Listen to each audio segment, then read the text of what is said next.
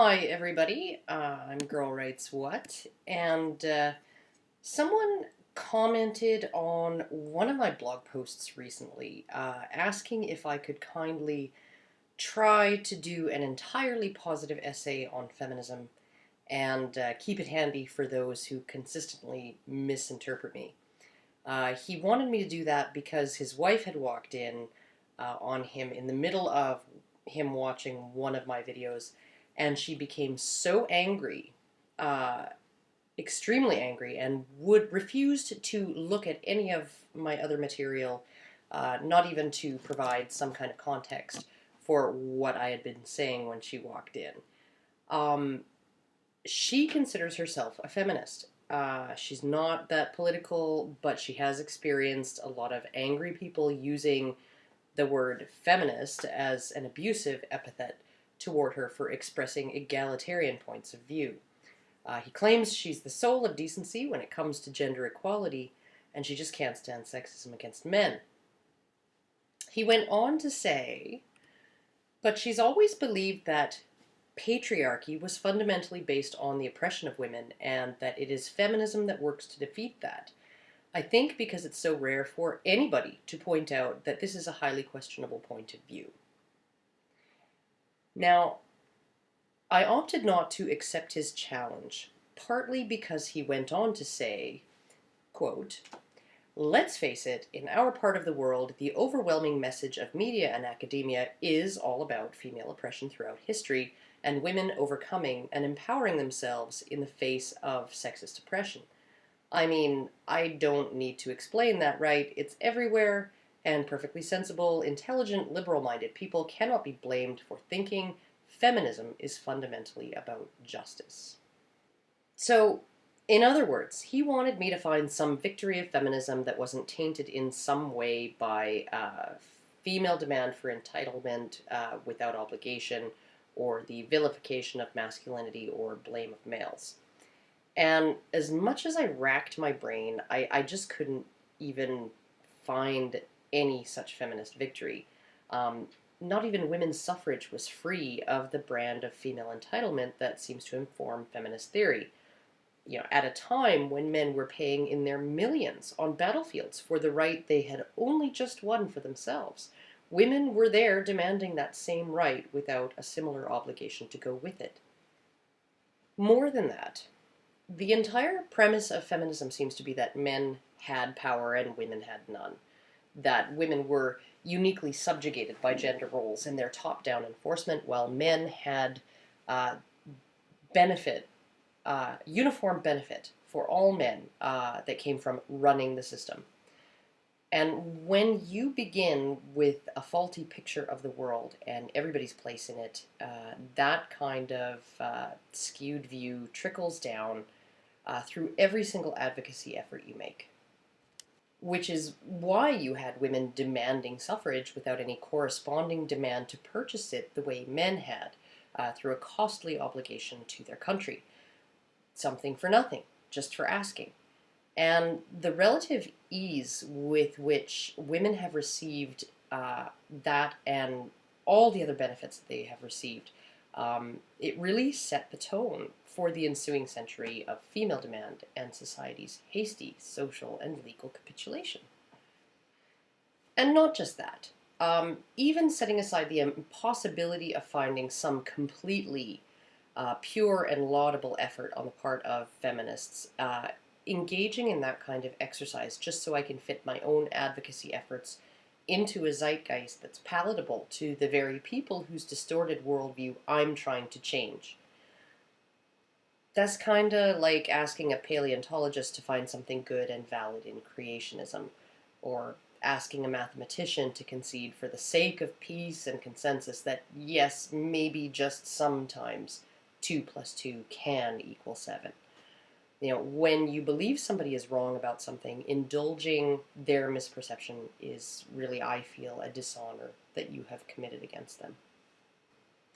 So instead of doing what my esteemed commenter asked me to do, I am going to attempt instead to explain, for the benefit of his wife, why I am in favor of gender equality, but refuse to call myself a feminist, and why I believe feminist theory is inherently kind of screwy. Now, here's what feminist theory tells us about men. Men had all the power all through history. Men arranged society in such a way as to benefit men at the expense of women. Men purposely kept women from positions of public sphere power for men's own benefit. Male authority in families was a cookie they got just for having a penis.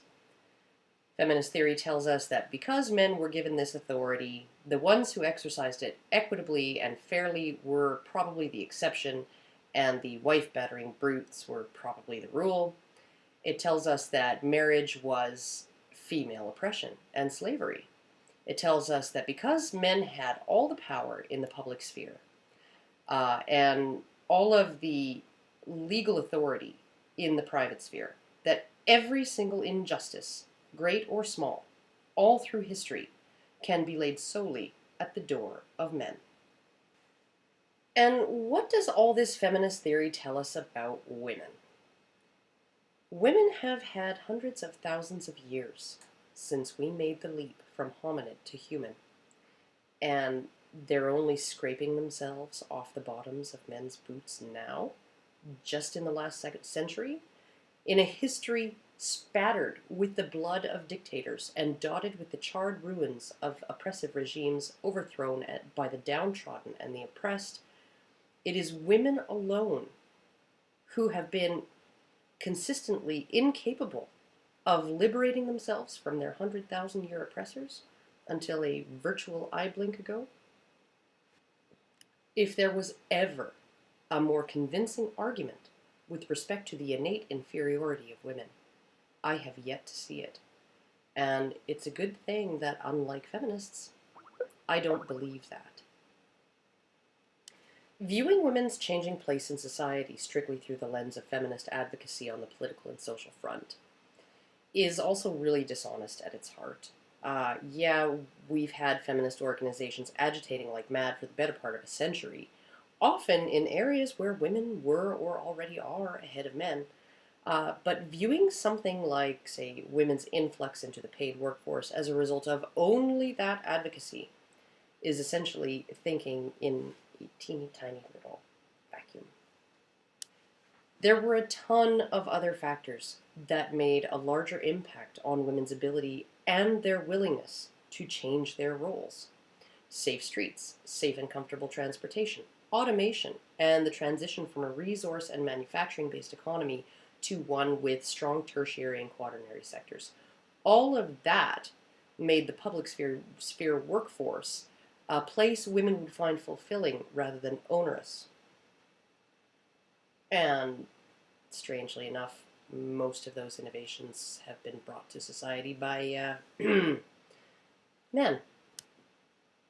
Then there's things like medical technologies that resulted in lower infant and child mortality rates, longer life expectancies, and reduced women's extreme risks during pregnancy and childbirth.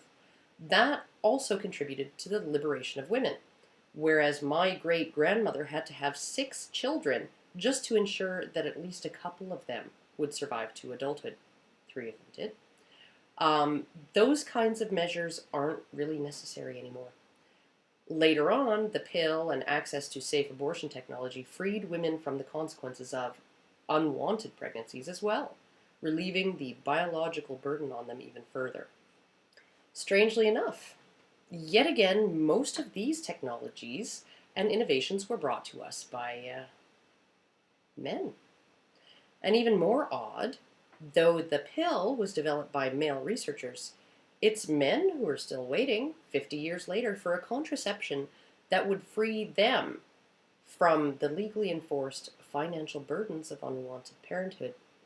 Legal innovations enacted by, you guessed it, mostly men. So, what were feminists saying about men in patriarchal systems always acting in men's interests and for men's benefit at the expense of women?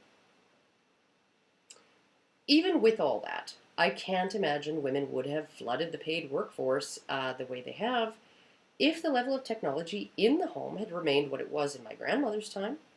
But surprise of surprises, the mostly men that comprised research and development through the 19th and 20th centuries brought us things like hot and cold running water, flushing toilets, extensive networks of water mains, gas lines, sewers, and electrical grids, washing machines, dryers, dishwashers, vacuum cleaners, refrigerators, microwave ovens, deep freezes, mixmasters, TV dinners, toaster ovens, canned foods, disposable diapers, and baby formula.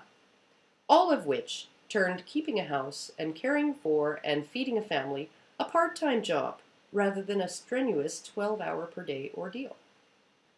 Those horrible, oppressive men, bastards one and all, never doing anything for women's benefit. The claim that men have always operated with the motivation of keeping women down for men's benefit is absurd when you look at the big picture.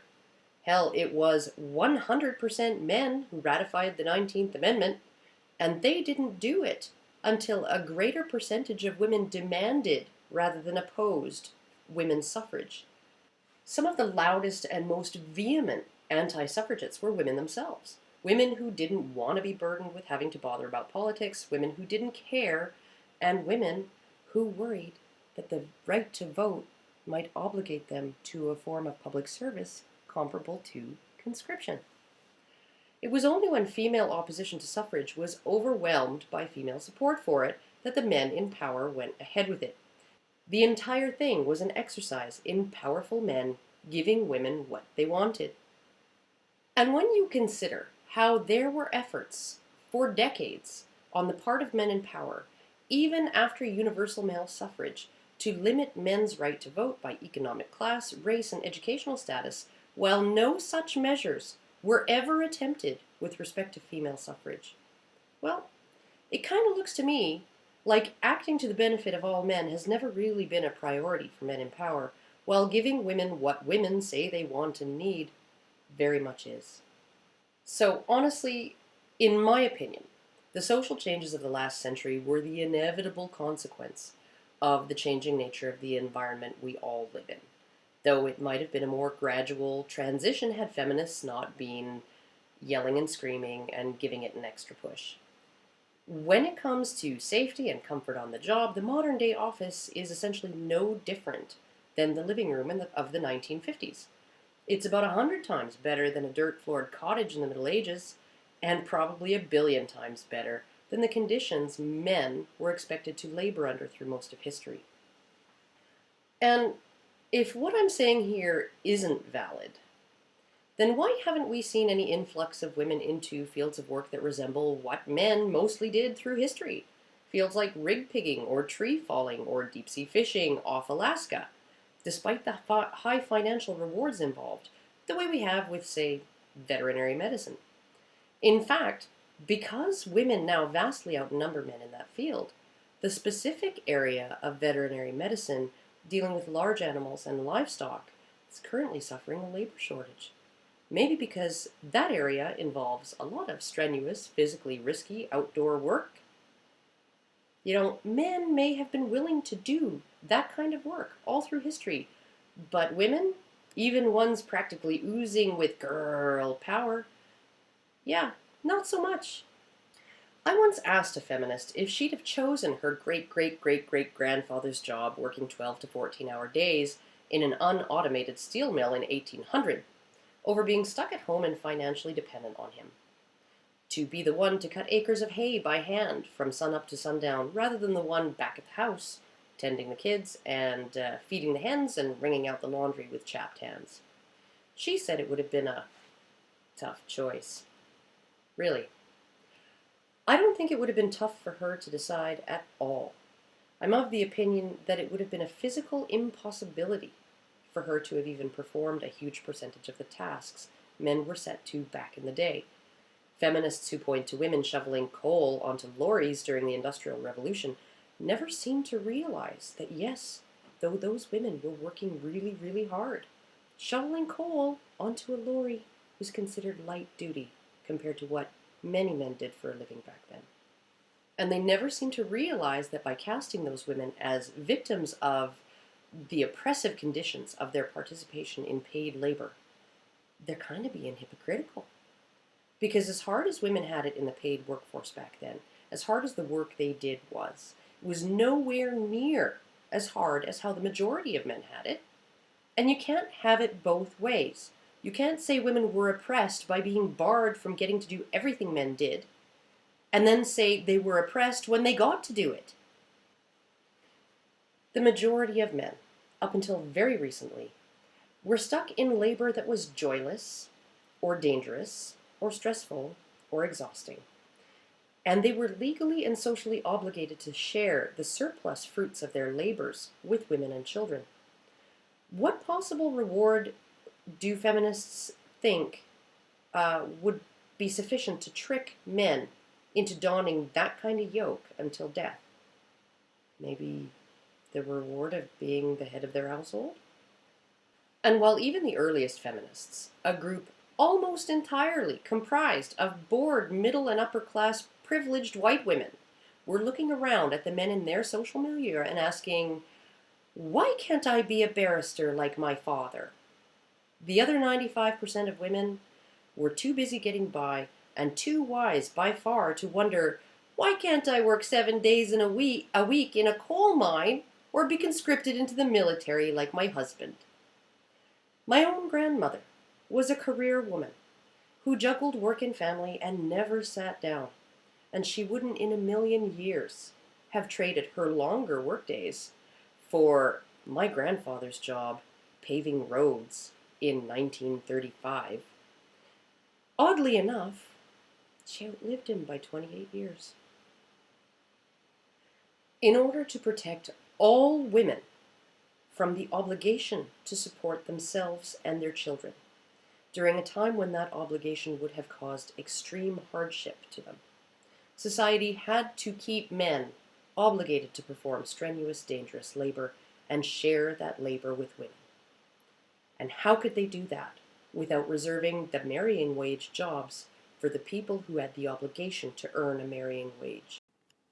And yeah, that probably really sucked for the 2% of women who might have gotten to be a barrister or a clerk. You know, the women who became the earliest feminists.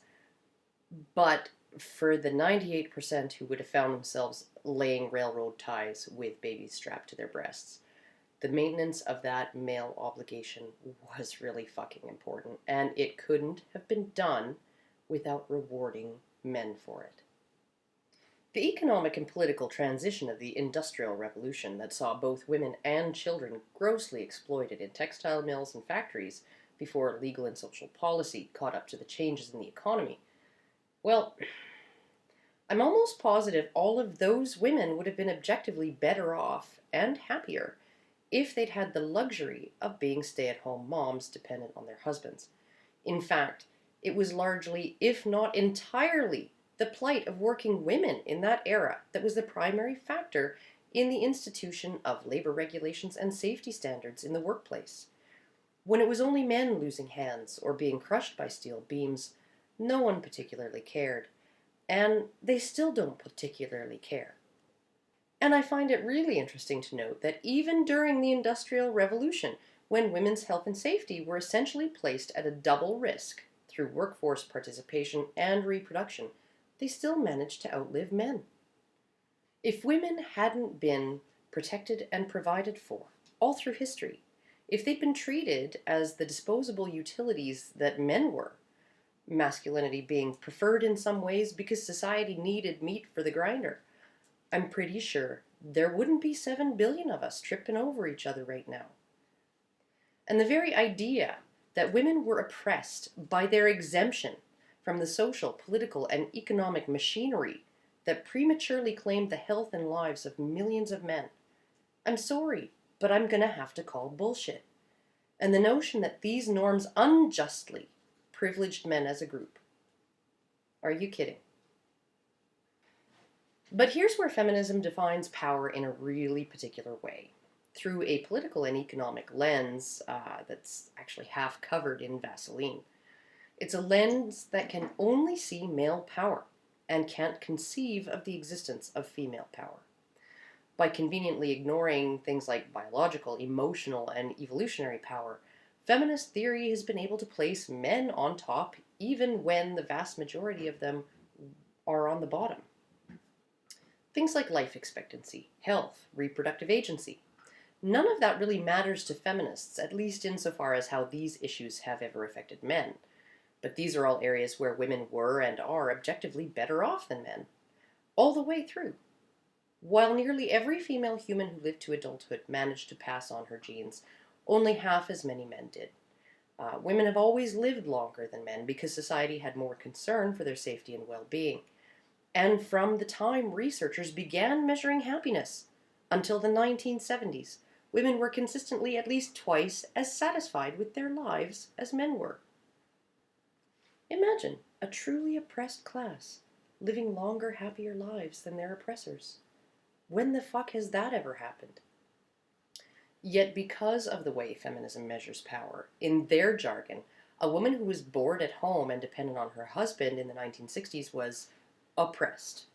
While the 10 million men who died in World War I, or the countless millions through history who stood between their families and the dangers of the wild, or the thousands upon thousands who risked life and limb on oil derricks or in coal mines so their wives could do lighter duty closer to home and hearth and children, that's patriarchy hurts men too.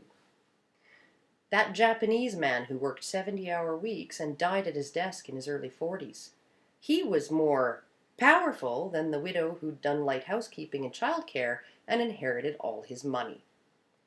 The 80% of consumer spending dictated by women and the 70% market share they command on personal items sold, that's not power. Not according to feminists. No, according to feminists, it's the longer hours, less fulfilling and more dangerous positions, less convenient shifts, and greater risk that men still work, which net them higher earnings than women. That's what power is to them. To feminists, women were in the support role through history, forced to clean his house and bear and raise his kids, never hers in that context, so that he was free to generate income. Free to generate income. Now, if the point of generating income within a marriage is to provide for children, then wasn't it men who were in the support role? I mean, they even call it supporting your wife and kids, for fuck's sake. Feminism believes women were relegated to their place because they were rendered powerless by male authority. The woman stuck at home with the children was oppressed by the system, yet somehow the man who dragged his ass out of bed every morning to cut hay with a scythe for 16 straight hours without benefit of bug spray or sunscreen in order to provide for his family. That guy, he had privilege. And according to them, he wasn't doing it because this was a condition his wife placed on his genetic survival. I mean, women didn't have any power, ever, right? But because it was an avenue to economic and political power, even though less than 1% of men ever had any kind of access to those particular rewards. Nope. To feminists, marriage was a one-way street of oppression, don't you know? He performed that labor because it was fun, and she didn't do it because he forced her not to. Not because she was incapable of it, or because it would be too fucking much to ask of her before technology made it possible for men and women to realistically swap roles. In typical denial of anything resembling science, feminists have never once considered how dependent men were on women's reproductive capability when it came to passing on copies of genes, which is kind of the entire point of being a living organism, if any of you guys were wondering. And how that utter dependence has actually left twice as many men as women in the evolutionary trash heap. And they certainly haven't bothered to consider that because twice as many women have managed to pass on their genes, women have had twice the power over millennia to shape the inherent traits of males than men had to shape the traits common to women. The vast majority of men throughout history have been exactly what women chose and needed them to be. And when women finally, through technology and modernity, almost entirely provided through the labor and chivalrous consideration of men, had the freedom to change their roles, what did men do? They stepped back and let them. They made room. They enacted legislation to make it easier for them, and overhauled the entire system to suit them. Everything from more rigorous safety standards to sexual harassment regulations to changing teaching methods in school to better suit girls. And yet somehow, feminism's central premise is centered on a recurring theme as relates to women, to children, to society, all of it. Men are the problem. And how have we been convinced that men are and have always been the entire problem? Because masculine power is overt. It's noticeable. It's always had to be, because men sought power largely in order to be noticed by women. And because men's power is noticeable, well, people noticed it.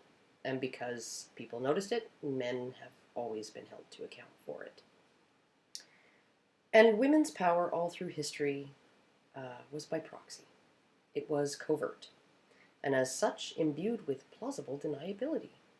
The Spartan woman who told her husband to come back with his shield or on it bore no responsibility for the deaths he and he alone caused. All she did was make a demand.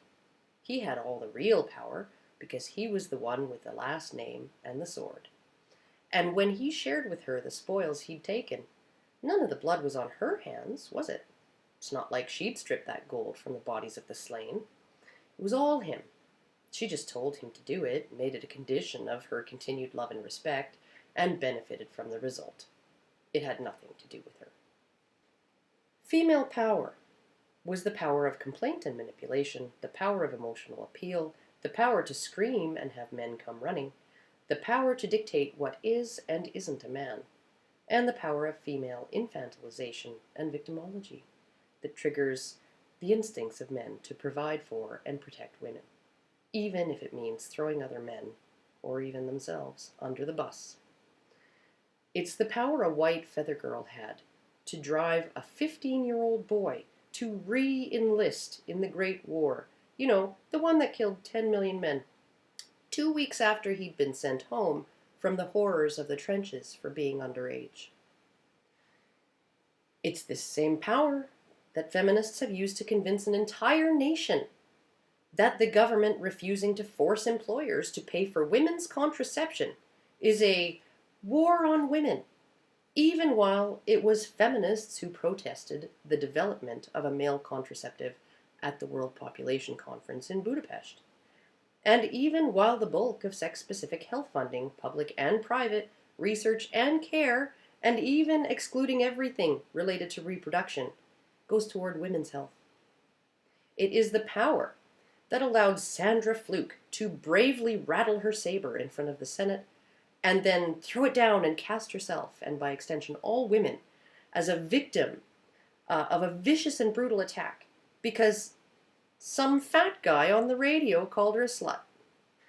It's the power of manipulation that allows feminists to claim that patriarchy, a system that considered childbearing and childcare so important that the only people who were capable of it should be kept at that work whenever possible, and that individual men should support women in that work through the blood and sweat of their own labor.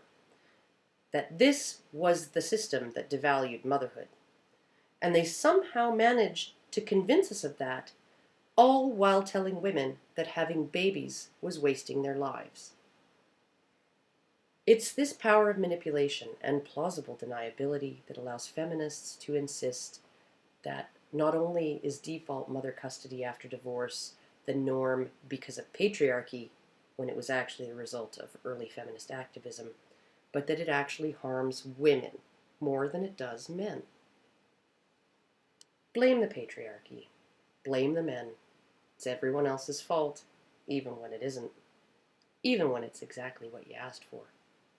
And the projection of female psychology onto men that informs all of patriarchy theory is just astounding, as is the gall of feminist women who make no bones about telling men how men really feel, why they really behave the way they do, and what it's really like to be a man, while simultaneously criticizing men for mansplaining and telling them they couldn't possibly know what it's like to be a woman.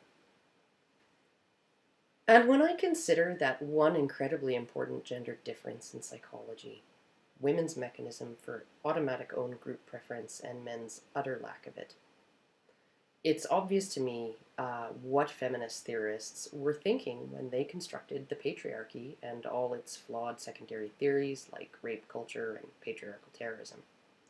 They were thinking, well, if I was in power, I'd be totally helping, protecting, and supporting my own gender and screwing over the other.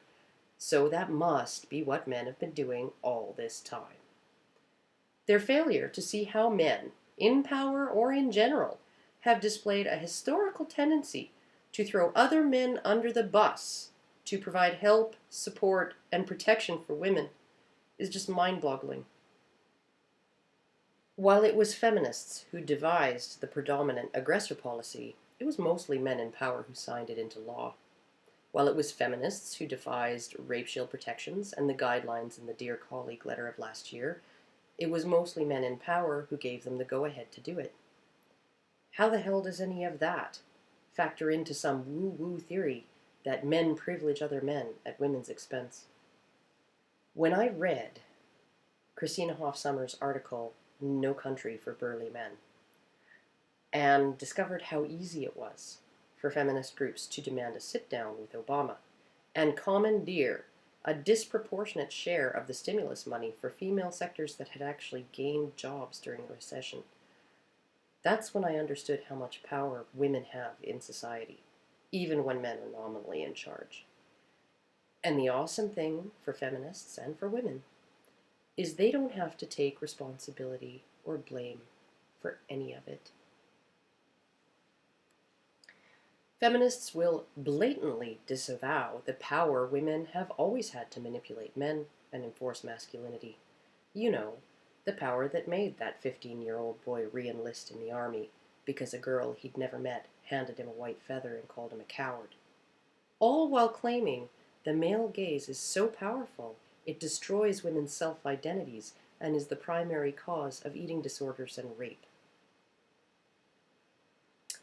They'll completely dismiss the idea that women had an enormous amount of power over what was considered a man through the entirety of human history, all while employing the exact same manipulative tactics as their ancestors did, decrying MRAs, men who dare to prioritize men's problems rather than women's, as angry, bitter, micro-peened neckbeard losers who live in their mother's basements and can't get laid.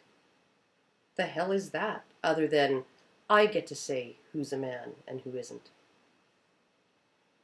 And all a feminist has to do is claim that MRAs have said some mean, angry, and critical things about feminism, and all of a sudden, there's the SPLC riding to the rescue with an expose on the dangerous misogyny and hate-mongering in a nonviolent human rights-based movement. And those powerful, powerful men in the MRM, the ones society unjustly privileges and benefits just because they're men, they can't even get the men in charge of the SPLC to address the genocidal mania of the feminists at Radical Hub. And women don't have to acknowledge any of this power. They're the whispering voice in the ear, not the finger that pushes the buttons. That ability to disavow all those forms of female power that helped shape society and history, well, that's probably the greatest power they have. The plausible deniability inherent in female power has allowed women to completely duck any responsibility for how the system used to work or for their part in maintaining and enforcing it. It's how feminists can claim that while the vast majority of women benefited from that system, it actually oppressed them. Well, even though men were frequently chewed up and spit out by this same system, it conveyed unjust and undeserved privilege on every single one of them. Men had all the power, even when they didn't, and women had no power at all, even when they were pulling the strings. And while feminism fights for ever more overt political and economic power for women, they continue to cast men alone as the villains of history, cast women as their perpetual victims, ignore all the ways men have deprioritized their own needs and well-being for women's benefit, as well as all the ways women demanded that. They distance themselves from all the ways feminism has damaged society, cling to women's patriarchal benefits with a kung fu grip G.I. Joe would envy, and walk away smelling like a rose because, hey, women had nothing to do with it. They're powerless, don't you know? Anyhow, that's probably not all I have to say on why I am not a feminist, but I hope that it clarifies some of the reasons I'm not. I think feminism's view of history gives women absolutely no credit, uh, because you can't have credit if you're never held accountable for anything. And I guess that's it. I guess I will see you guys all later.